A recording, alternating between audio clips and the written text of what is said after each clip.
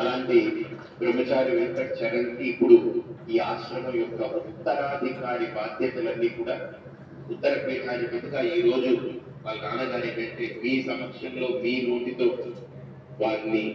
ఆ రకంగా ప్రకటించాలి అని కోరారు. తప్పకుండా మీ అందరి సమక్షంలో బ్రహ్మచారి చరణ్ వెంకట్ చరణ్ కి ఇక్కడ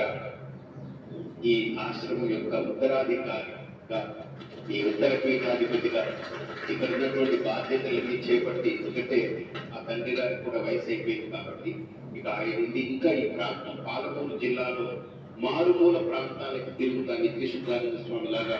అతను కూడా పాలమూరు ముందు చాలా గొప్ప ఊరిది పాలమూరు. ఈ ప్రాంతం అంతా అన్ని మారుమూల ప్రాంతాలకు తిరిగి తెలంగాణలో కూడా అన్ని మారుమూల ప్రాంతాలకు వెళ్ళి కార్యక్రమాలు నిర్వహించి మంచి పేరు, మంచి